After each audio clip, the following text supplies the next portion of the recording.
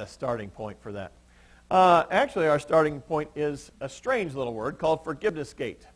You know, we add gate to anything that we want to describe scandal in our country anymore. This is the Teapot Dome. Long before they had gates, they had the Teapot Dome. I'm sure that Ruby, you remember this? Warren G. Harding was president? Ruby, who did I look at? Ruth. I was thinking Ruby Bates. Ruth, you remember?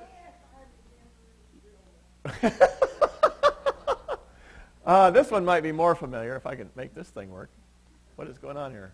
That one might be a little more familiar. Watergate, the original gate scandal. Then we had Iran-Contra during Ronald Reagan's term. This is Monica Lewinsky, Lewinsky Gate.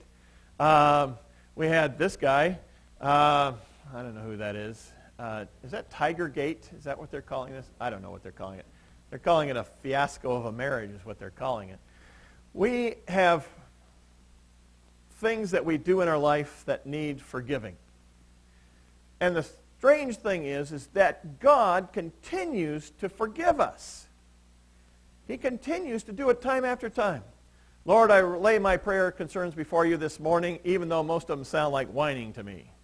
You know, we don't go and confess our sins to God so much as a lot of time we just whine at him. I don't like this. Why don't you do this for me? Instead of saying, God, I have sinned against you. Please forgive me.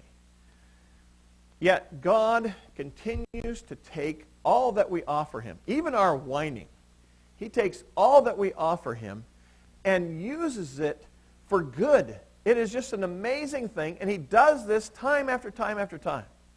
This chapter that we're looking at today, chapter 12, is an amazing rehearsal of God's grace in our life, his forgiveness that he brings to each of us. A wise man once said, forgiveness can only be granted when forgiveness is impossible. How does God continue to forgive us? How does God continue to come back to us time after time after we have left time after time after time? This particular chapter in a lot of the literature is called Samuel's farewell sermon. It's not really his farewell sermon, although it kind of acts like it. He continues to be a prophet. He continues to confront Saul. He anointed David to be king. He's a long way from being done with his ministry, but his life is changing. He's going from being a judge to being a prophet. It corresponds back to chapter 8. There, the Israelites demanded a king. Here, Samuel says they got a king.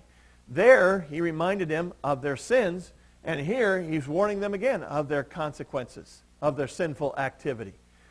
He says in verse 13, now here is the king that you have chosen, the one that you asked for. See, the Lord has set him over you. This is the ending statement in all that Samuel had to say about their asking for a king. All of this sinful episode of what they wanted. Samuel is going to become this prophet of God, whereas before he was the political ruler, now he is the spiritual leader, and only the spiritual leader.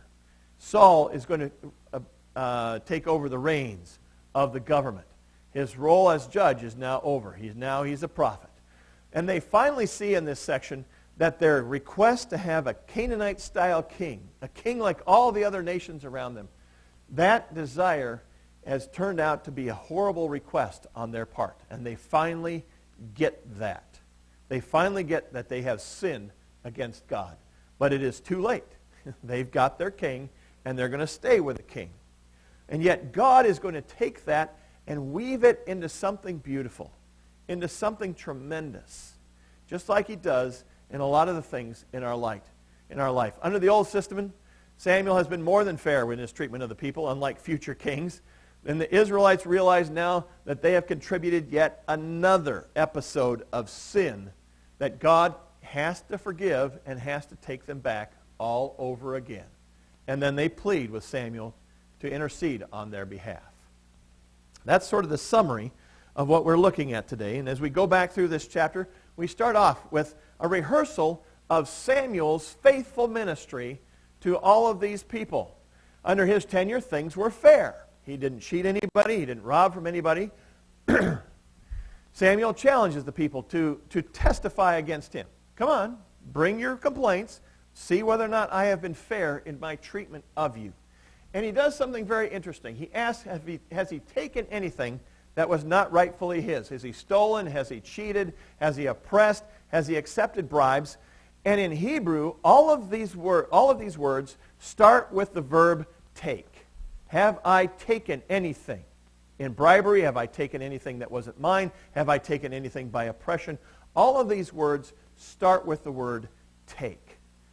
And that word take relates back to his speech back in chapter 8, where he warned them that the way of the king was to take whatever he wanted.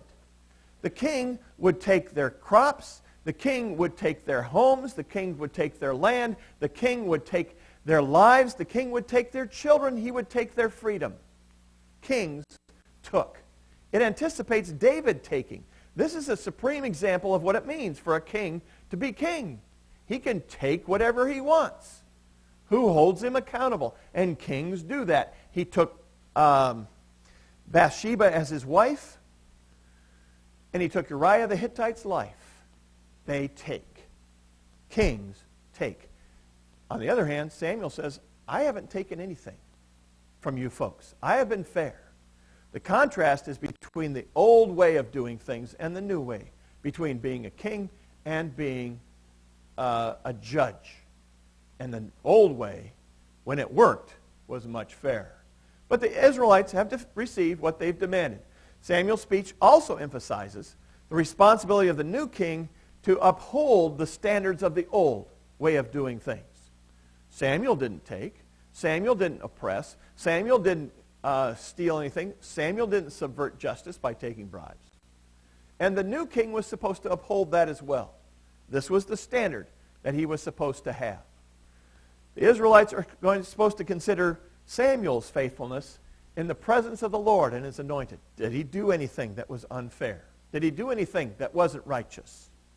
They were supposed to look at him, and nobody could bring an accusation against him. But Samuel also stresses that the king will have this role now.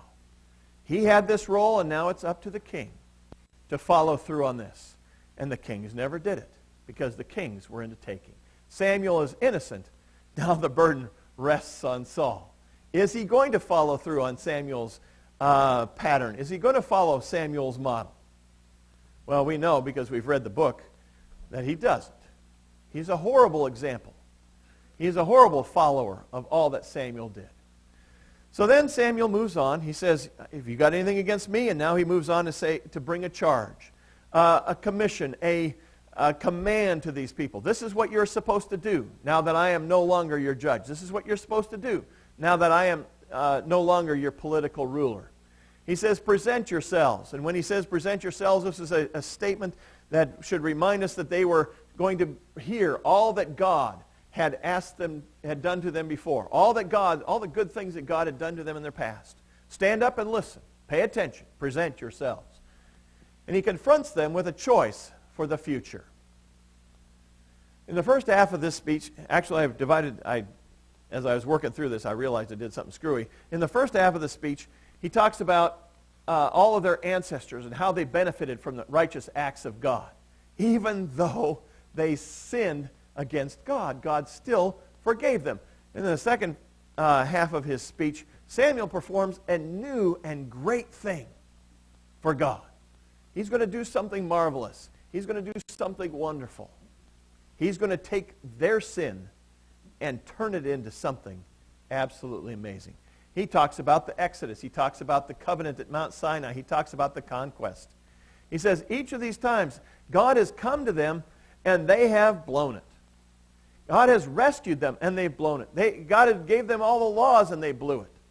They have blown it each time. They fell, and regardless of how far short their ancestors fell,